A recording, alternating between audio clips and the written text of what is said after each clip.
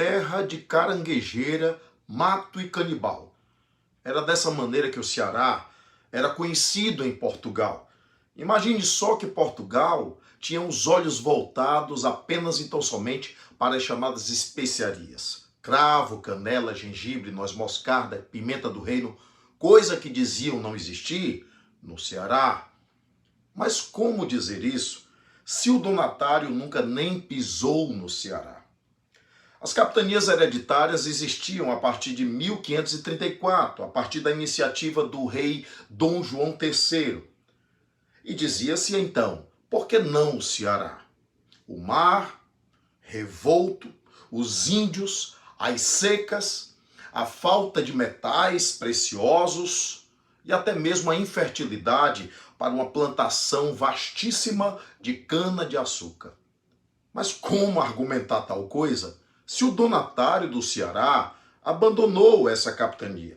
Na verdade, essa capitania era chamada de Ceará Grande e fazia parte do Grã-Pará e do Maranhão.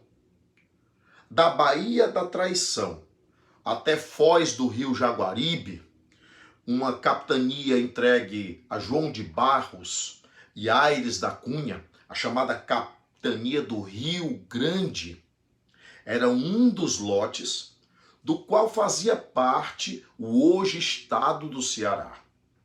Havia um outro lote do rio Jaguaribe até o rio Mundaú, e esse especificamente é que foi de verdade entregue ao famoso e indiferente Antônio Cardoso de Barros. Isso, aquele que nunca nem veio ver a cor dessa nossa terra. Era a famosa capitania do Ceará Grande. E um terceiro lote que também envolvia esse nosso estado, parte dele pelo menos, ia da foz do rio Mundaú até o Piauí. Então você percebe que isso foi entregue a um donatário chamado Fernão Álvares de Andrade. E era a famosa capitania do Maranhão especificamente. Exatamente por isso, o Ceará, a partir de 1621, estará vinculado a essa capitania do Maranhão propriamente. Nós precisamos compreender que a visão que se tinha a respeito do Ceará fazia com que ele não se enquadrasse no contexto das grandes buscas de enriquecimento geral, daquele capital privado e daquela perspectiva mercantilista apontada pelos lusitanos. O termo Ceará, que era escrito exatamente com S-I-A-R-A,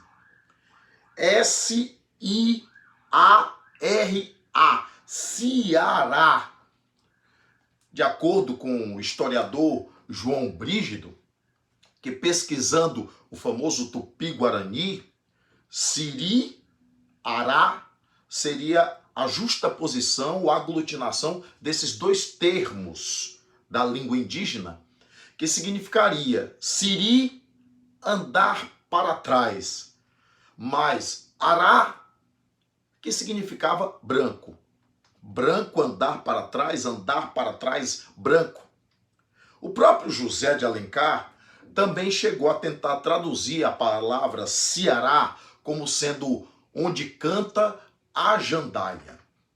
E o famoso revisionista da história do Ceará, um dos grandes historiadores localistas, regionalistas, competentíssimo, Capistrano de Abreu, chegava a dizer que na verdade, Ceará era o resultado de uma aglutinação das palavras indígenas Dzu, que significa água, e Erá, que significa verde.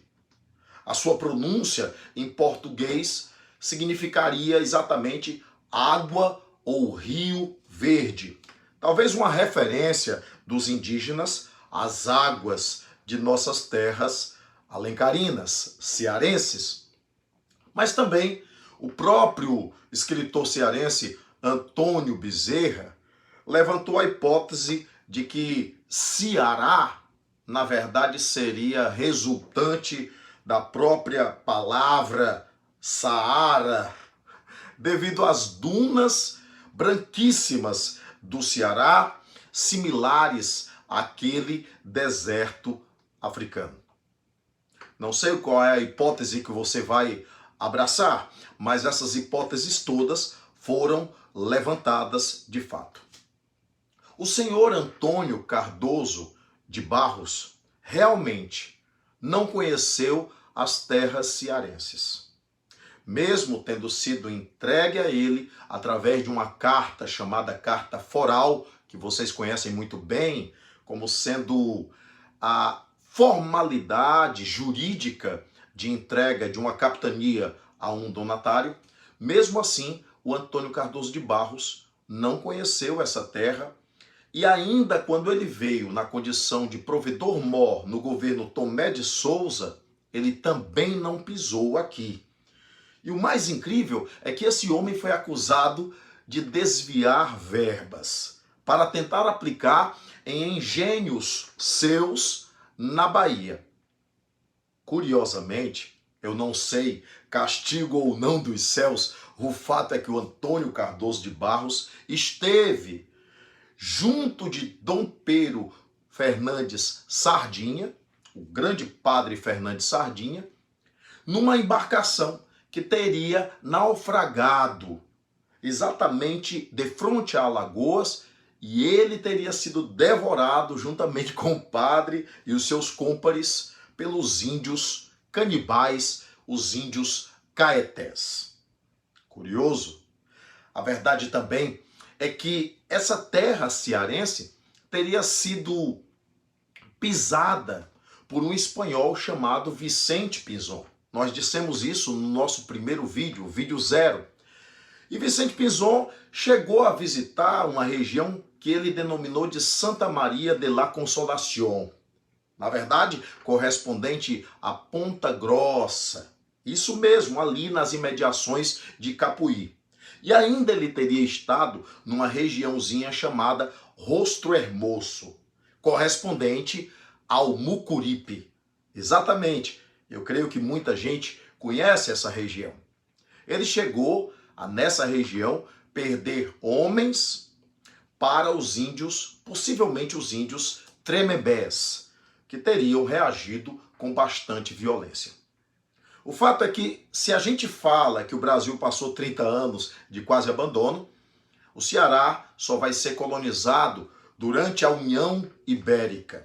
Você sabe que a União Ibérica ela vai de 1580 a 1640.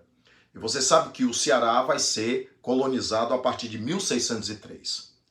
O curioso é pensar que o Ceará é colonizado em função da presença de corsários franceses que estiveram aqui nestas terras, junto da Serra da Ibiapaba, envolvendo e influenciando os índios tabajaras dessa região como aliados, inclusive militares, os franceses, que fundariam posteriormente a chamada França Equinocial.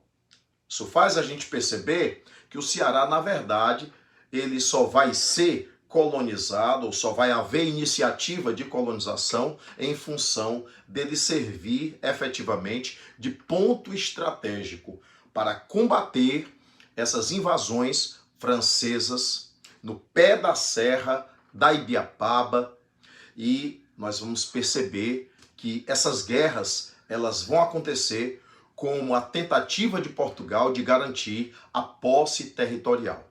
É nesse contexto que o Ceará começa a ser visível e começa a ter alguma importância, porque afinal de contas não se sabia ao certo se o Ceará se enquadraria nas perspectivas mercantilistas tão próprias dos interesses europeus, especialmente dos interesses portugueses de então. Não se falava especificamente de prata ou de ouro nestas terras. E ainda havia muita dúvida sobre o nível de fertilidade cearense para alguma plantação, especialmente para a plantação de cana-de-açúcar. Também não se falava do famoso pau-brasil, que foi um dos primeiros objetos de interesse devido à tinta que se extraía dessa madeira de lei. O Ceará, ele se torna verdadeiramente visível em função de uma logística militar, uma logística estratégica, uma logística de guerra. Terra de caranguejeira, mato e canibal. Isso virou um argumento para que o Ceará não fosse efetivamente colonizado. Mas já estava no destino dos portugueses usar essa terra de alguma forma, nem que fosse para tentar defender o restante do território brasileiro, especialmente o Nordeste. As vinculações do Ceará com Pernambuco e Maranhão vão se dar, sobretudo, em função disso, especialmente e primeiramente com o Maranhão. Nós vamos ouvir falar, então, de homens como Pero Coelho de Souza e Martim Soares Moreno, que será objeto do nosso próximo vídeo. Espero que você possa estar conosco.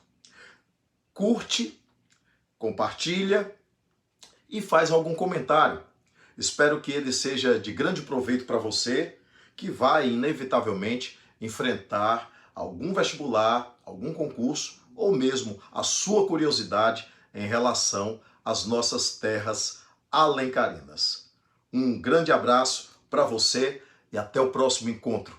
Eu sou o professor Newton Souza, mais conhecido pelos meus alunos como sendo o Pibori, e que você esteja feliz, alegre com esse conhecimento humano.